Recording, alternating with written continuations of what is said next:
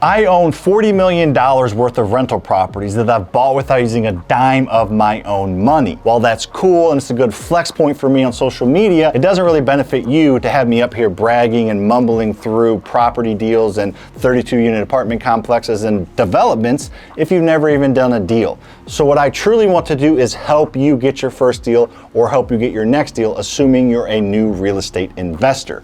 So in order to do that, I'm going back in time and I'm walking through my very first 10 properties. I'm doing a series on my first 10 deals. We are on video 3 now, so we're gonna talk about the third property I bought. This one went pretty smoothly. There was a few hiccups here and there and a few learning lessons I'm gonna talk about, but watching this video will get you closer to buying your first deal. It will help you understand how the process works. It'll give you a few pointers to help you be more effective once you get your first property under your belt. If you have not seen the first 2 videos in this series, hit the like button. If you hit that like button, go back and watch them because there's a ton of really good points in those videos. If you saw video 2 in this series, you'll know that I bought that from a local wholesaler, Shalisa, that I found on the local real estate investing Facebook group. At the time, I was hungry and always, not that I'm not hungry anymore, but I was really trying to find and make connections because I hadn't made very many connections being a new real estate investor. So I bought that first deal from her, which was my second property, and I ended up getting this property from her.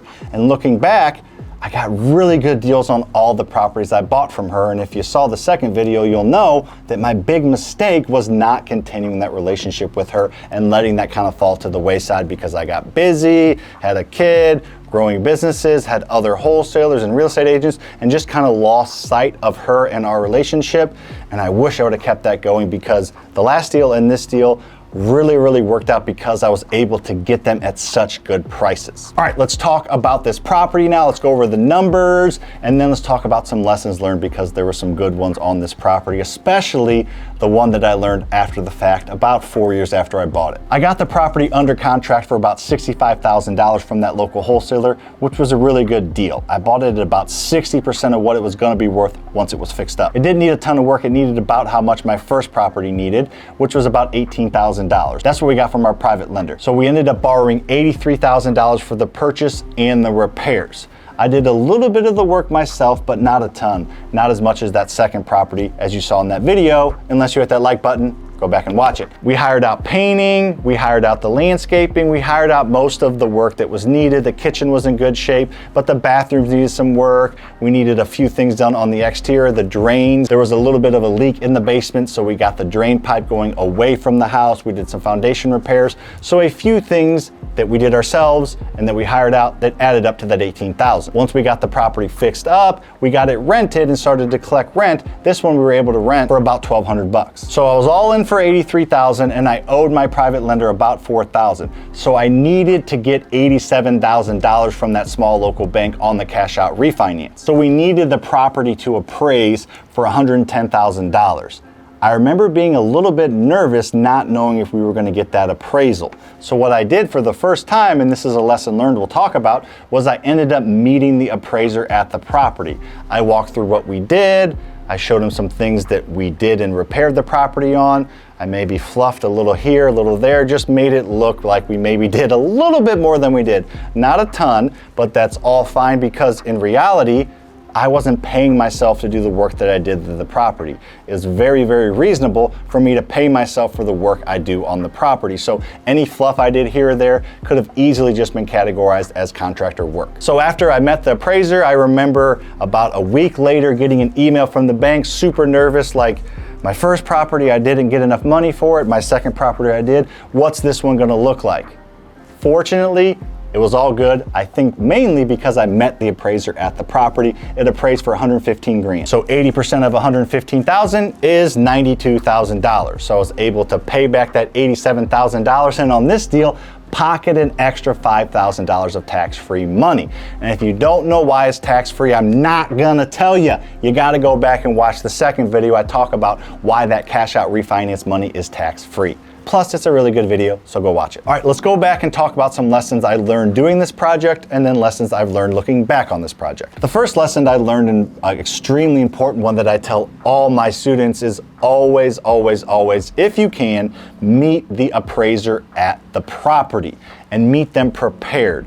An appraiser is going to do their own work, they're going to do their own due diligence, but just meeting them just in that puts a name to the face. You're just not a number or a name on a spreadsheet to them. You explain to them what you did, you make them laugh a little bit, and that does play a part.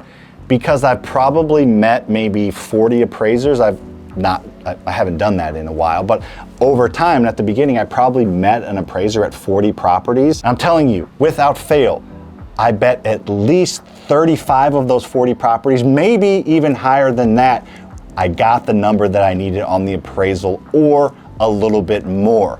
And the properties that I did not meet the appraiser at is probably 50-50 I got what I needed or not.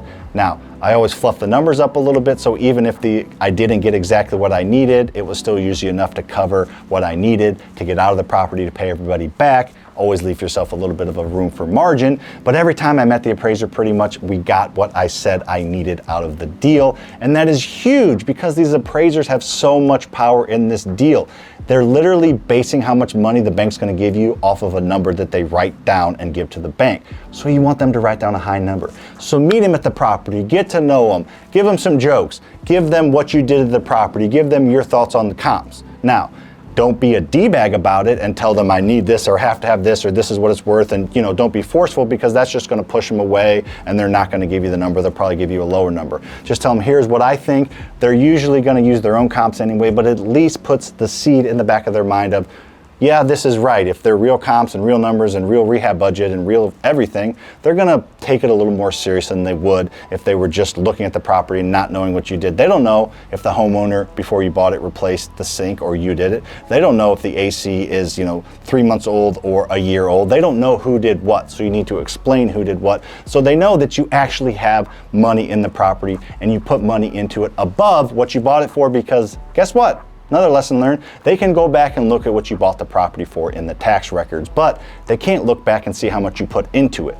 So they're going to see what you bought it for, so make sure you show them what you put into it to justify a higher appraisal.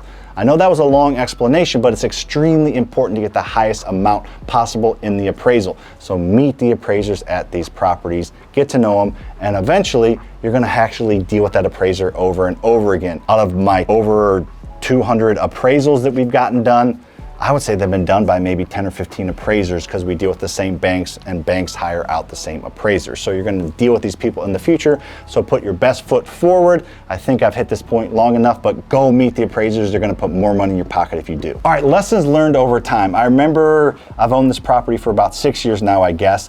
After about 3 or 4 years owning the property, the tenant that moved in wanted to redo the basement. As I said at the beginning of this video or in the middle of this video, we did some repairs and repaired the foundation, got water going away from the house, so it was able to be finished. You're not going to want to finish a house that has foundation issues or potentially is going to leak. My initial answer was no, don't let somebody finish out the basement. What if they put wrong wiring in there? What if they just don't do it quite right and it looks bad and you have to tear it out and it's more cost on my end? Fortunately, the renter was a carpenter that did really, really high quality work. So I don't know if I would even tell you to do this or not. I'm just going to tell you what we did. We ended up letting him renovate the basement. He ended up adding a bonus room and finishing out a bathroom that was down there that was just old, and had it been updated, it didn't work. He didn't dig into the floor or do anything crazy. He just kind of repaired and made nice what was already there. And by allowing him to do that, we told him we were not going to raise his rent for 3 years. So we lost out on a little bit of money, but I remember running comps, and a house with a finished basement and a new bathroom was probably worth about 20 grand more. So we definitely didn't lose 20 grand in rent. We gained 20 grand in equity, and he did a really good job, and he's since moved out. We got it inspected and everything is just fine. And we have a house that's worth more, and the renter was happy and took better care of it and stayed longer with less turnover. This is the third video in a 10-part series where I talk about my first 10 rental properties. Hopefully this is the third video you've seen. If not, go back and check out the other 2 videos. They're up here on the screen right now for you to click on and check out. They are worth the watch, I promise. And I would really appreciate a subscribe as well if you got any value out of this video. See you on the next one.